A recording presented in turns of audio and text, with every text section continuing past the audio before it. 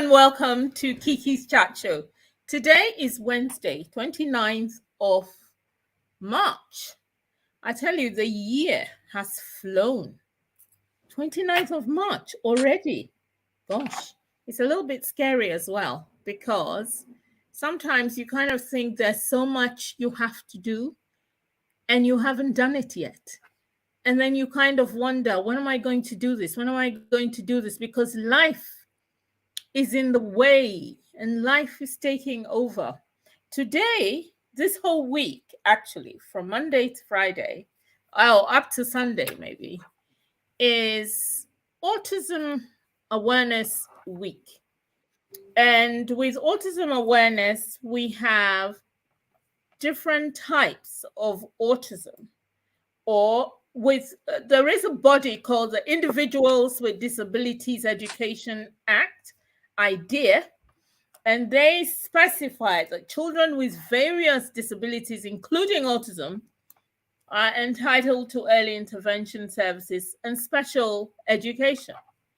Now, if your child has been diagnosed with a form of autism or a disability of any sort, you need to contact IDEA.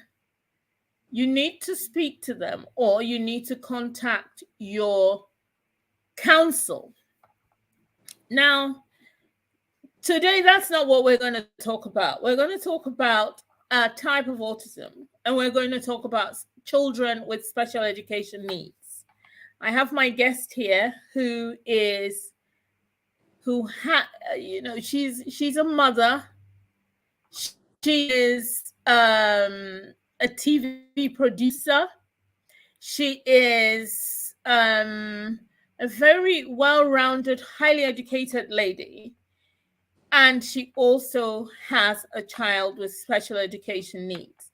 Today, we're going to talk about that. One thing I need to share with you is somebody sent to me when she saw my advert today.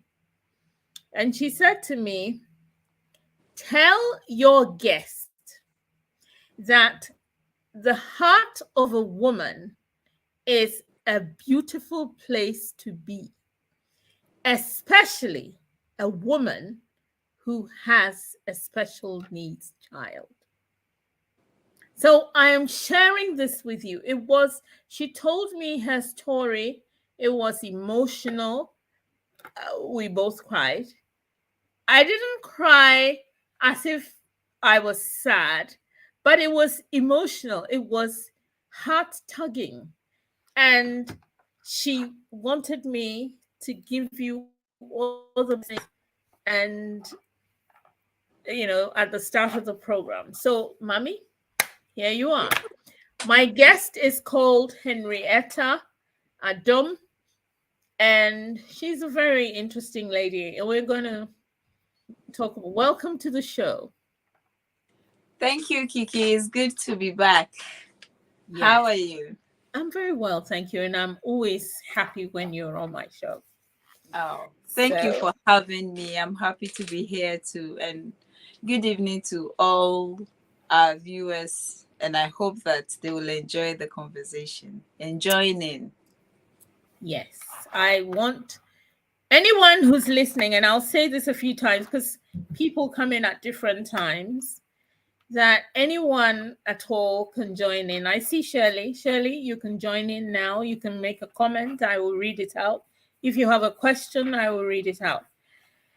Anyone who wants to say anything on the show, I'm ready to talk about it. Now, again, I say welcome just to open up and ask you,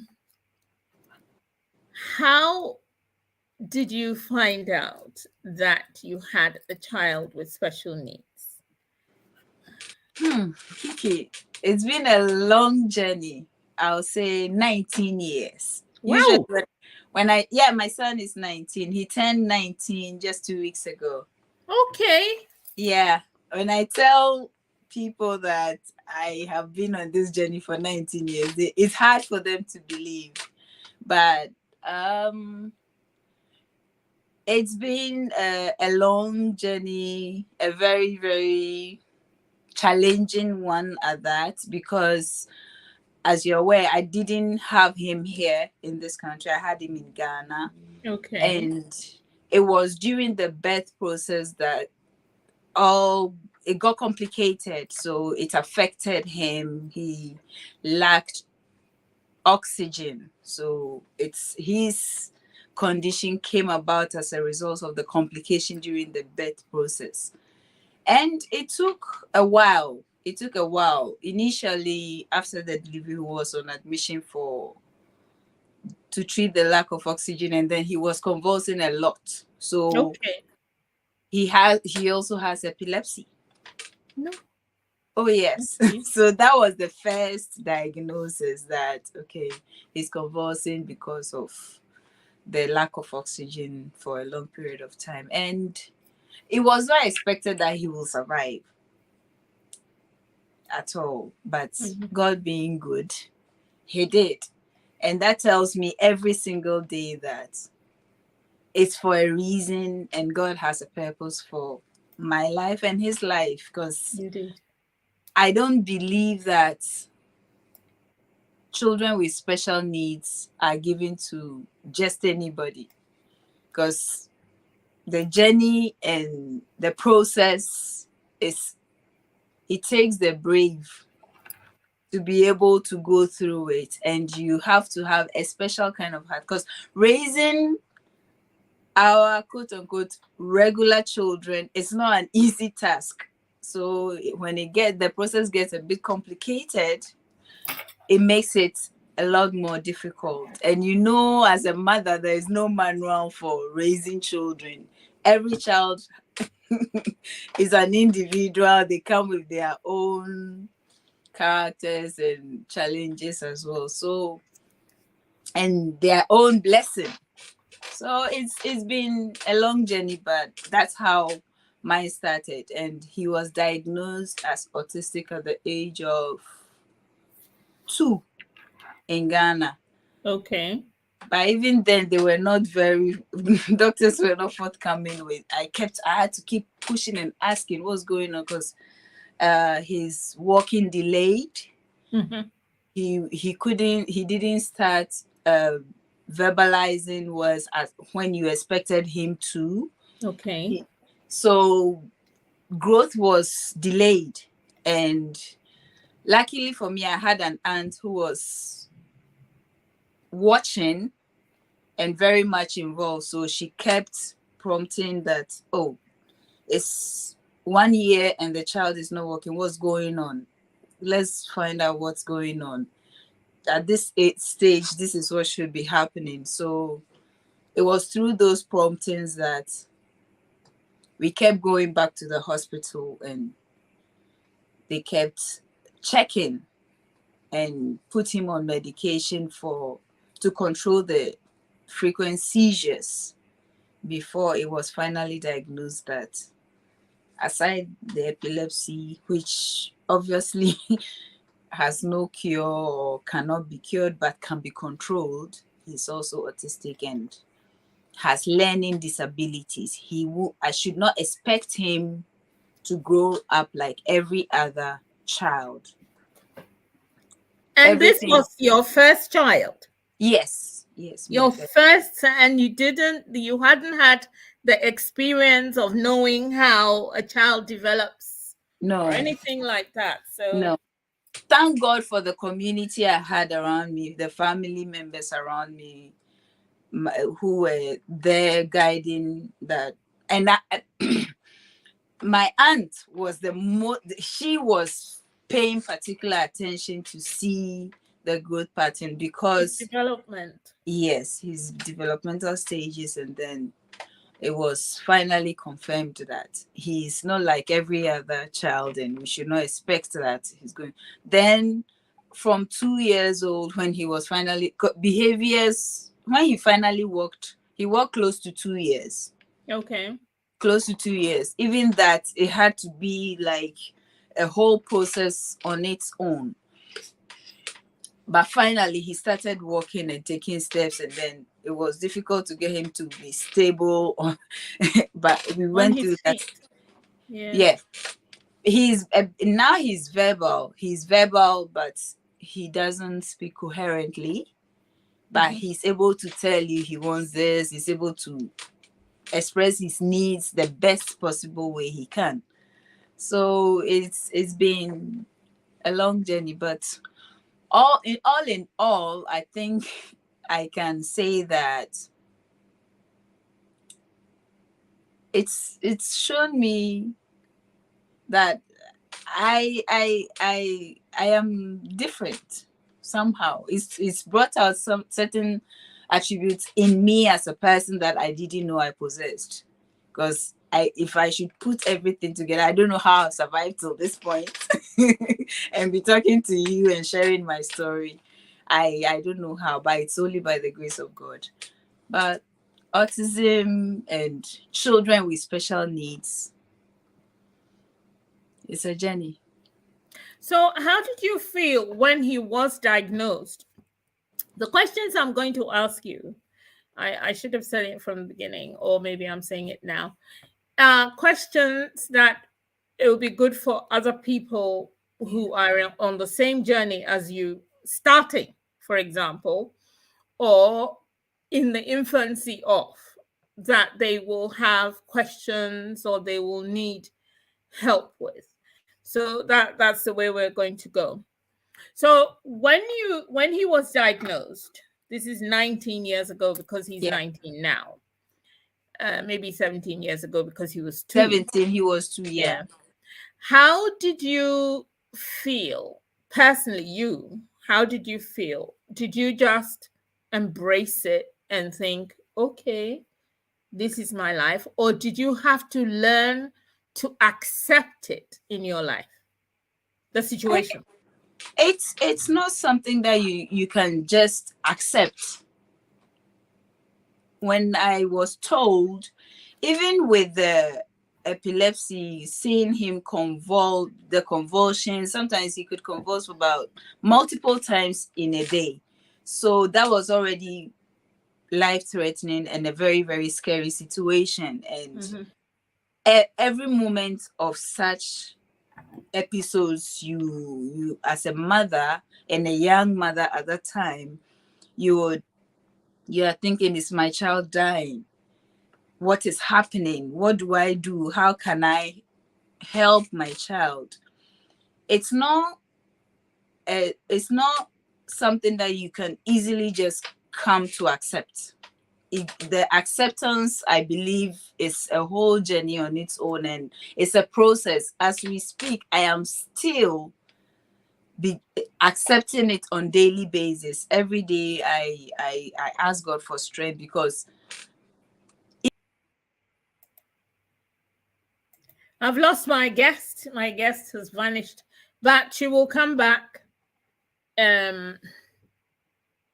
She will come back because, but her son, other days that she is back. We lost you for a moment there. Oh, really? Yes. Oh, sorry. I thought it was you because you went black a little. Sorry. No. I'm still on, but you went off. Yeah, sorry. Okay. So I was saying that it's every day. It's not something that I accepted as that easily. It wasn't an easy thing to accept. It took me a long time. Until today, I'm still going through the process of acceptance. Yeah. Because you see other children or other young men his age, and you wish, it brings back all those emotional feelings that, oh, this could have been my child, this could have been my son, but all the same, thank God for him being here with me. So it's not, acceptance is also a whole thing to deal with, because it's difficult to, I feel happier accepting the difficulties that comes with it and acknowledging them, that okay, yes, this is a situation. There is no place you can go and throw your child away, whether they are okay or not okay. So this is your child. Today is a bad day, but you have to accept that, yes, even the okay, children have bad days. They can put you through a lot of stress. So this is his side of it. But it wasn't easy to accept, and it's still not easy to accept that this is what it is, because you don't know where it is going to end. There's no end. Just as there's no end to your child, any child's life is the same thing. It's just that, yeah. So what is the biggest challenge in taking care of him? It's the biggest challenge is not having a lot of information from the beginning. For the initial stages, I didn't know what I was dealing with and how to go about it. So it's always been trial and error. If you do try this and it works and it comes a situation, the next time that you see traces of that kind of behavior or agitation, you try to remember that, okay, the last time it happened, this was the way I dealt with it. You have to find a way to communicate with the child and to also learn their way of communicating with you. Because this is not a child who can tell you, oh, my head is paining me, or I feel pain in my stomach. Now, thankfully, he can tell you now, but from a young, yes. So they express their emotions, their psychological feelings through, ranting and various aggressive ways. He could be banging his head on the wall. Blood could be oozing out. And it's just because maybe he's feeling feverish or he has some headache or something. Okay. So when he's like that, that's one of the questions I was going to ask you, that when he is having an episode, or and when I say episode, he's kind of reacting to something violently, and now he's 19, so he's a big boy actually. He's a man. What do you do? How do you deal with it? Now we've come to a point where when he joined me here, over here, the health system is different. It's not like Ghana that, okay, he's having an episode, you rush to the emergency room, and no, it's not that easy to do that. You can't just, because I've come to know some of the episodes, when it's happening now that he's older, it's either you leave him alone. Okay. Until he calms down himself, and just remove him from any danger and remove everybody else out of the way so nobody gets hurt. Or sometimes there's medication that you have to administer to just calm his nerves or whatever is going on from within, but it will take time to kick in. So you still have to make sure that you speak slowly and reassuringly.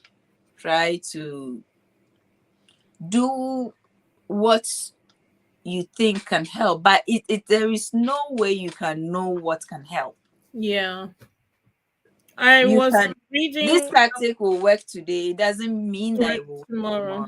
Yeah. As it is with human beings, we are all a little bit, and when a person is volatile, for whatever reason, there will be different reasons to create it. Yeah. So I was reading a guide, and it says you guide your child to a safe place if possible. You give your child space. Don't touch them, because some don't want to be touched when they are in that situation. Exactly. Yeah. You turn down the lights and keep things quiet. Sometimes calming music helps him. With my son, for instance, when I start seeing signs of it, sometimes he just wakes up agitated. Okay.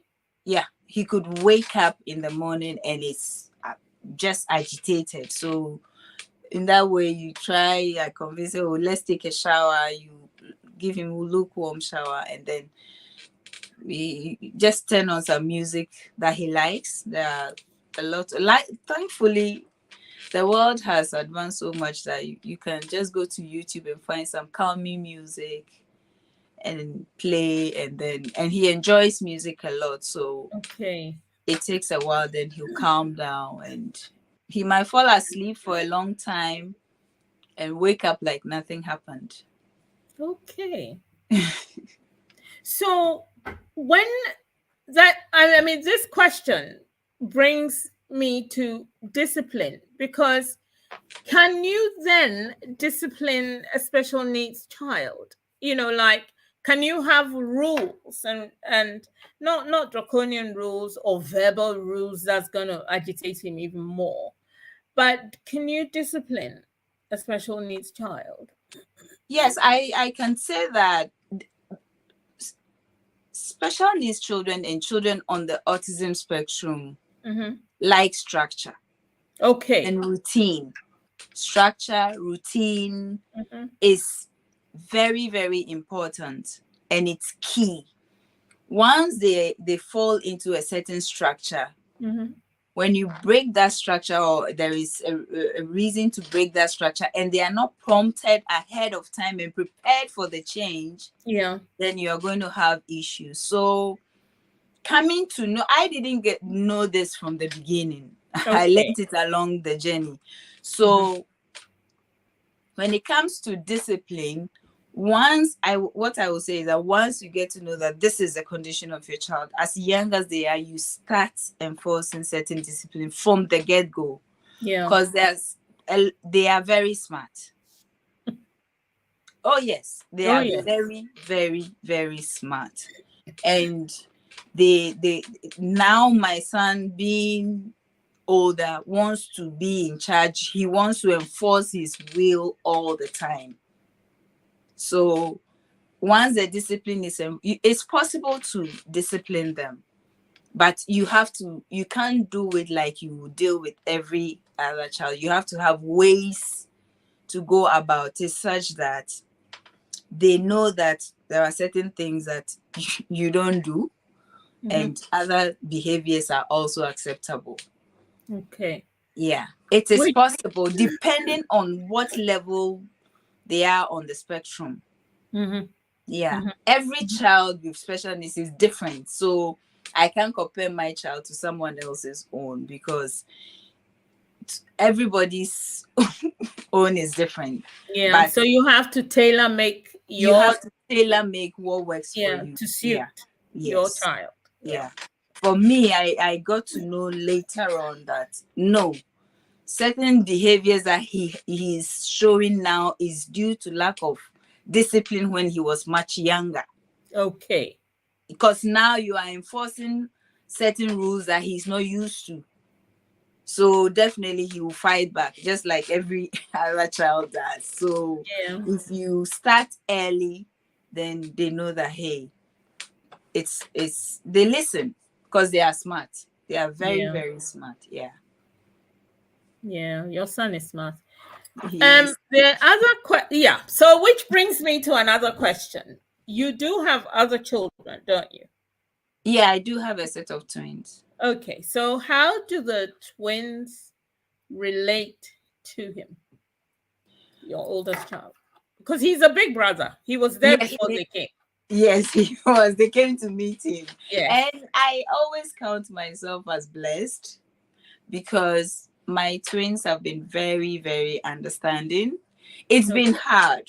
It's been very hard on them as well, because it's not easy to have a bigger brother with special needs, and being younger, it's difficult for them to also accept. Sometimes you get to a point they're like, mommy, how can we be doing chores and he is doing nothing? You know, that kind of. Yes. And then sometimes he reverses. He's like, how come you are making them do stuff that I am not doing? So yes, it's like that. At the stage that they all are now, that kind of thing happens sometimes. But they have been very, very understanding. I've had to do a lot of talking and a lot of explaining. I'm still doing it till now. That listen, he's your big brother. He's so many years older than you, but he's not like your regular big brother. he has his needs, and we all have to come together to help him. So they are very involved in helping their brother. They know his Yeah. medications, when he should take them, and sometimes when he tells me he doesn't even want to take his medication at all, one of them will just get up, try and talk to him calmly. Oh, take it for me, okay? And he'll take it.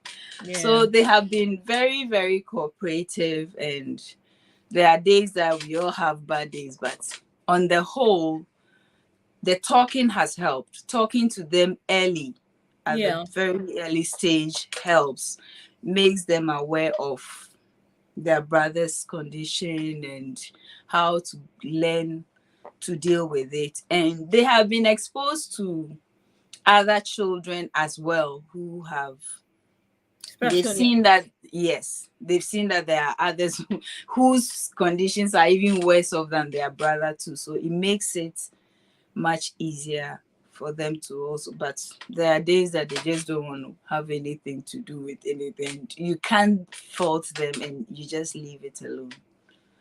But we are still learning. So, what does your typical day look like? If you get up in the morning, I do remember that there are weekends when you do have somebody come in to do some sporty Yeah. thing with him, But on a normal day, let's say boys are going to school, what is he doing? Oh, at the moment now, the council has been able to put him into a day center. Okay. Yes. So he goes to the day center, and then so it's like the normal routine. Initially we had issues when he initially joined me here. That was not going on because it took quite some time, and it was a challenge because in Ghana they all get on the bus and go to school and come back. So because the bus drops them everybody in their school, and then he also goes to his specialty school in Ghana. But when they came here, it took a while for everything to straighten out. So that caused a bit of problems, but he's finally adjusted. So he's gotten used to expecting the bus to come and pick him up in the morning, Yeah. and then he'll go. Sometimes they are all leaving the house at the same time. So he feels like, okay, his brothers are gone, he's also gone. On days that he doesn't have any activity outside the house, I have to precondition him the night before that, okay, tomorrow you don't have any school, but your brothers will go to school. So when in the morning his brothers wake up and he also wants to wake up, I'm like, okay, we discuss it. You don't have a school. You are not going to school today, so you can sleep in a bit longer. But then he will ask, okay, so should I sleep and wait for my brothers? And I will say, yes, you have to sleep and wait. So he'll go back to bed and sleep much more. And then on days he doesn't go anywhere, it means I also can't go anywhere. So I have to work from home and then deal with him. When he wakes up, the first thing he's used to is brush his teeth and have his bath. So you can't break that routine. And then after that, he knows the next thing is to eat his breakfast, take his medication. Sometimes he will be the one to even prompt you that I finished bathing, I want my food, and then my medicine. And after that, you have to engage him in some activities depending on how he feels or what he wants to do. It could be that he just wants to lie down and watch TV. He will tell you. Or he likes arranging beads. So he has wooden beads and Oh, yes. alphabets and stuff that he strings. So he can sit down and string it, or turn on the keyboard and do his own thing, or do some coloring. He Yeah. likes coloring, and he has a board that we put up, and he will do some painting and stuff like that. So you have to keep him engaged. When the carriers come around, they take him for a walk if he wants to.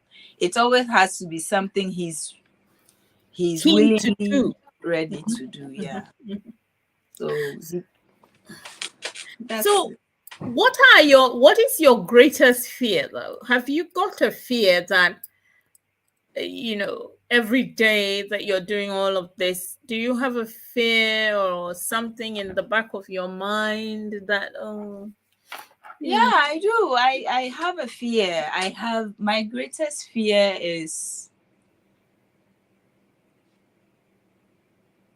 he's 19. Mm-hmm. How long are we going to is he going to live with me?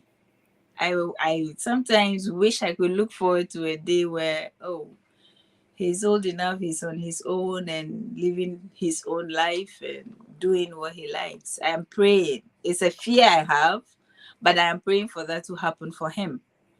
But are you preparing him though so that he can independently make toast or Yes. independently stay somewhere where he can, feed himself? I mean, now he feeds himself, he has his bath and does all that, but Yes. you know. Yes.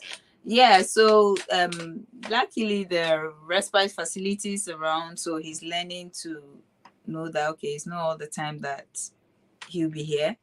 Mm-hmm. So on weekends and other days that the carers could take him to the respite, he could spend a day or two, Mm-hmm. and then he'll come back. And also, he's learning to do his dishes after eating. He knows Okay. that after eating he has to do his dishes. He loves food and he likes to cook. Cook. Yes, he's always talking about cooking, but the danger is that you don't know when he's going to have a seizure or an episode. So Yeah. you have to be mindful of what he's exposed to in the environment all the time. So Yeah. I'm a bit anxious about engaging him in the kitchen. So just basic things. Oh, wipe the table for me, pick this for me. Those activities on a good day, yes, he will participate in doing. But when he doesn't want to, it's fine. It's fine. So he's a very structured person. He doesn't like to see things lying around. He doesn't like clutter, even though he creates a lot of mess. But Mm. he likes to put things away and clean up. So when the living room is messy, he will Messy. He pick up tidies all up. the pillows and put them in place. He knows that when something is on the floor, you pick it up. So it's those are some of the independent skills that he's still learning, and we are praying that he will get better at it. Till now, even though he's 19, he still needs a bit of help with his personal care, but he's able to dress up and do the best he can. So I always try and encourage him to do a lot of stuff for himself. He might not be able to do it well, and you will need a bit of help, but it's always best to encourage them to Him do to, things. Yeah, yeah, yeah. things. So. So when you are going out, because he likes structure, so maybe you decide that we're going to Legoland, say, because you've got the younger ones, Yeah, 11-year-olds. So you're going to Legoland or you're going somewhere to the beach, say. How, I mean, what are the factors that you consider when choosing somewhere to go, like a restaurant, a venue? Do you have to be precise on places? Do you even go to restaurants?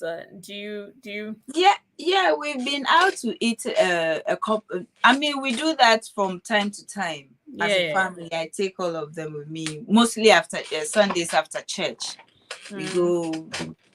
We've gone to Nando's, KFC, and stuff like that. And even Okay. sometimes his carers, he will say he wants to buy his hot chocolate, so they will take him and he will go with them. He loves trampolining. It's also part of his weekly activities. So Okay. yes, so he's able to go into social gatherings and places that there are other people. It's just that you have to condition him ahead of time Oh.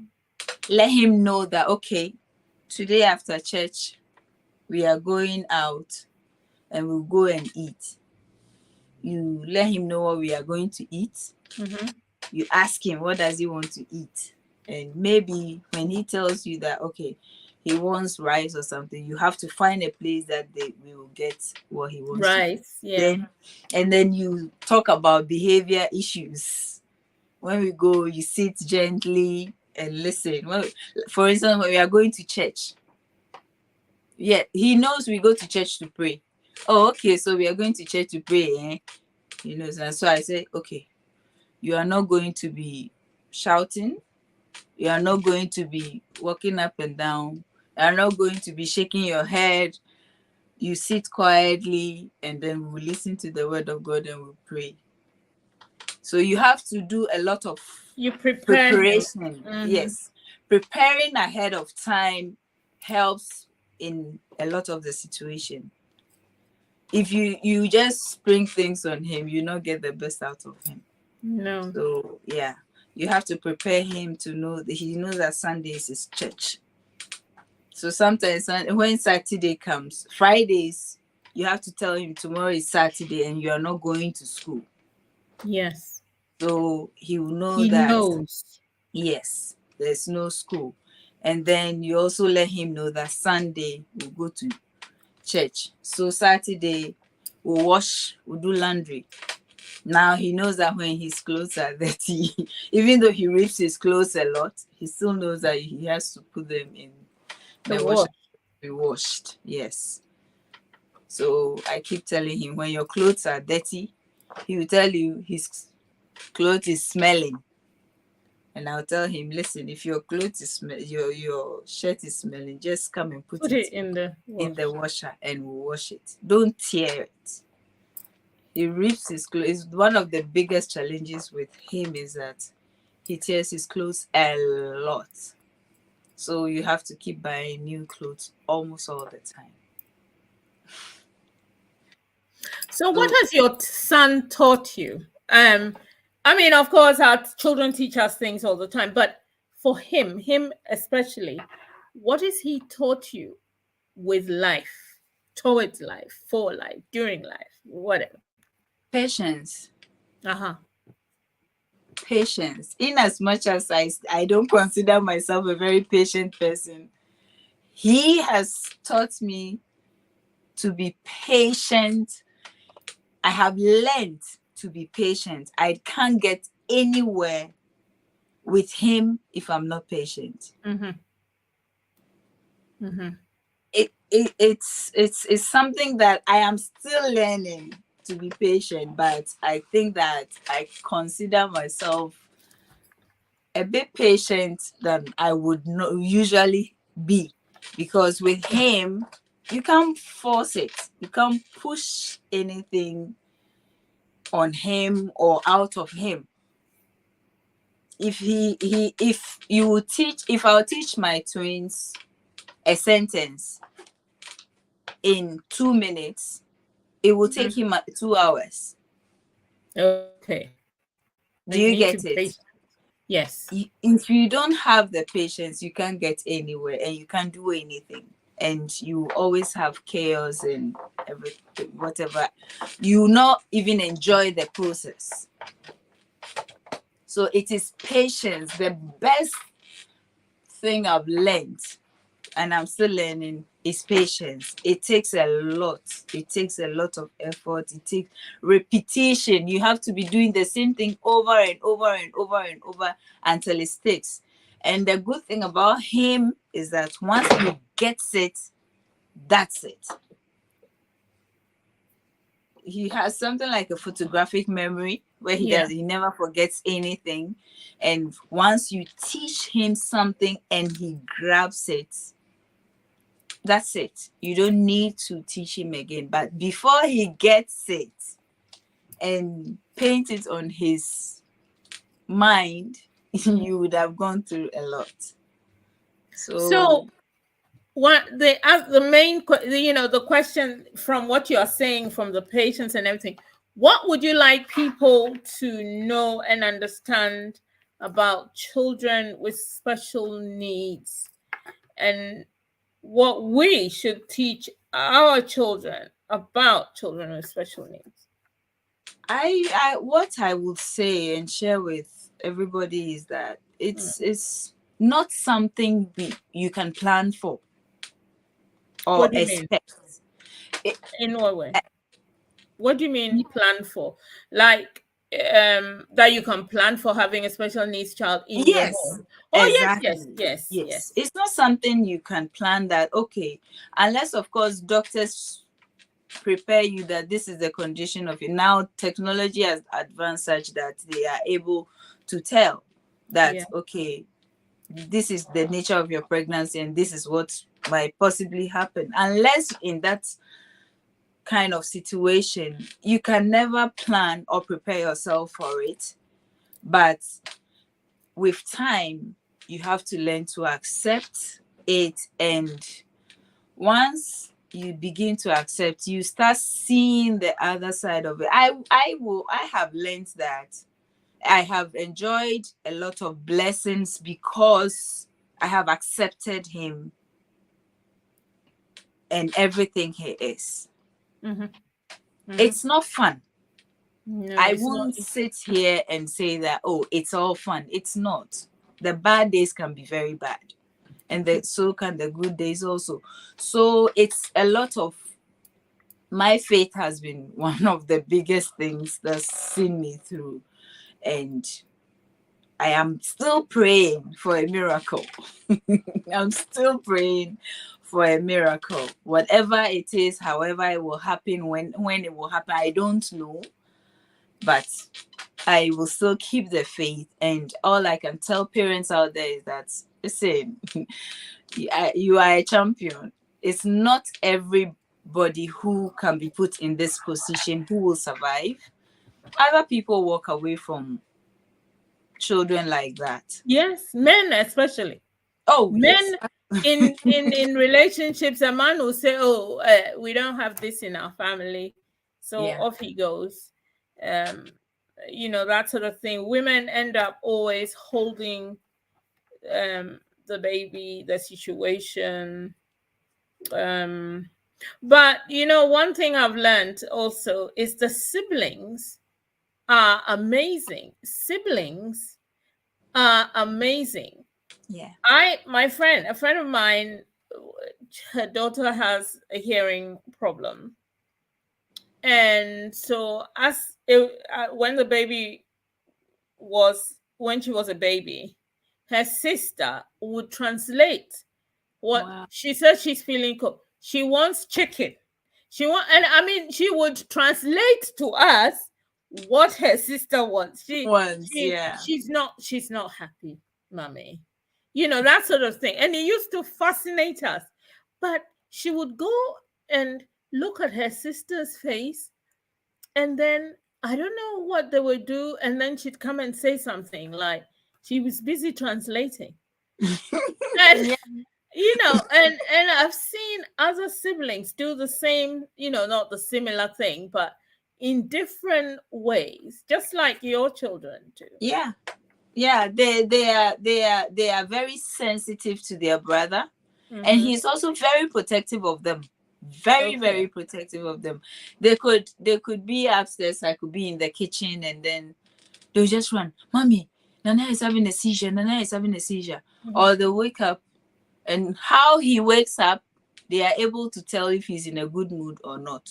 So by the time I come out of my room, one of them, mommy, today, please be calm and nice, because he didn't wake up excited. Mm. Yeah. And he hasn't even spoken yet. He hasn't even spoken yet. Yes. That's how much they have come to accept him and come to know him.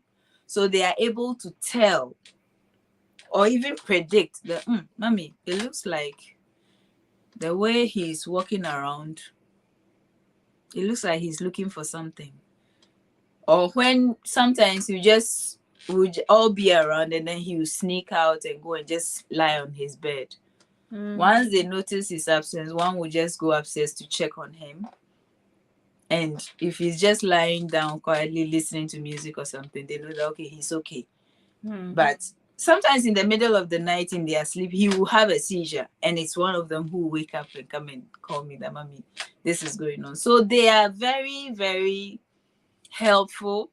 In tune And as well. yeah, they are very much in tune, and they are always looking out for any little thing to make sure that his safety is a priority to all of us. And they are all, everybody is always on the lookout, making sure that, okay, he's where he's supposed to be, and he's who he is, he's happy, he's okay all the time.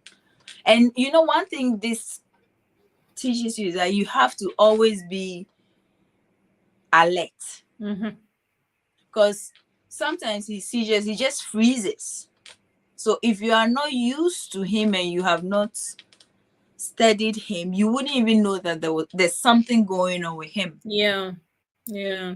But he would have been in a certain state that he might need help. Or so, or movement, yeah. So it's siblings. They have been a great source of support, a great source of inspiration as well, because it keeps you as the parent in check. That, hey, if they are dealing with a certain situation this way, you can't.